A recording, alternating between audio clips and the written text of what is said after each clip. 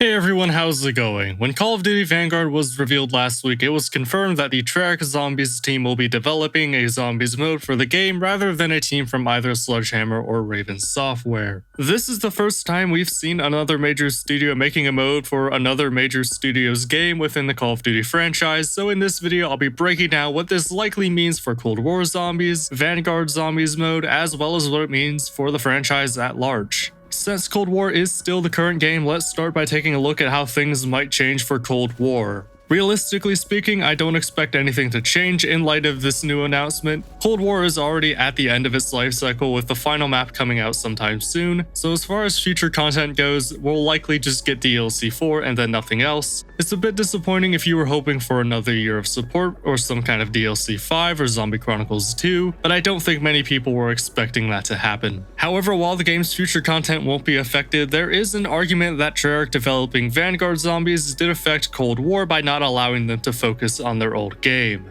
While we did technically have 4 DLCs with Cold War, the pacing was extremely bizarre. We got Die Maschine with the game's launch, which is the first time we've received just one map on launch since World at War, or since Black Ops 3 if you don't include the Giant because it was a day 1 DLC. After the launch, there was a long feeling break leading up to Firebase Z, and then almost immediately after we got Outbreak, which has been retconned into DLC 2, making it the shortest time between DLCs in the history of the game mode. Treyarch then set the record for the longest wait between maps by making us wait nearly 6 months for Marauder Toten, which was DLC 3, and while DLC 4 hasn't been released or even announced as of this recording, it's most likely we'll get DLC 4 at the start of Season 6, which is a comfortable 2 months after Marauder Toten. As you can tell, the time between DLCs has been extremely unusual, and you could very easily assume that having to develop an entire new Zombies mode while still supporting a game that's currently out has a huge part in that. In fact, you could reasonably assume that the developers at Treyarch had to start working on Vanguard soon after Outbreak released, which is perhaps why it took so long to get Marauder Toten out.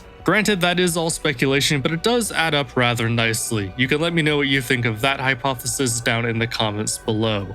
But moving on to Vanguard, for casual fans who are more interested in multiplayer in the campaign, Treyarch's involvement really isn't all that notable, but for Zombies fans like myself, Treyarch's involvement is incredibly exciting. I tend to skip the games that aren't made by Treyarch, but this is one I might actually pick up and get my hands on. The Dark Aether storyline is also being continued in Vanguard, which means no more yearly reboots from the non-Treyarch Zombies modes, which will do a lot to connect the different series within the franchise. Unfortunately, that also means the storyline from World War II Zombies mode won't be continuing. If you like that story, I can understand why that might upset you, but I'm almost certain the majority of players would rather follow Treyarch's storyline at this point. But speaking of the franchise, we have no idea what this is going to look like for the franchise as a whole. As of right now, it's unclear whether this is just a one-time thing Treyarch is doing to help Sledgehammer get this game out the door, since their production with Raven Software has been notably dysfunctional, or if this is something Activision will have Treyarch do for every game moving forward. The Treyarch Zombies team could fill the role of a Raven Software or a Beenox and assist on every Call of Duty title moving forward, which would continue to connect the different titles to the franchise and would be a massive win for Zombies players like myself. It was also rumored a couple months ago that a Zombies-only title was in the works. I didn't talk about it on the channel since it was a little far-fetched for me, but this would be a perfect test run to see if the Treyarch Zombies team could do year-round content. I would say they failed when it took them 6 months to release Marauder Toten, but if we assume their team got split in half with one half working on Cold War and the other half working on Vanguard, then it's a forgivable lapse for the developers. I still don't believe a standalone game will happen, but it's an interesting idea to say the least. So let me know what you think in the comments below, because that is the end of this video. Thanks for watching, like and subscribe, and I'll see you in the next video. Take care.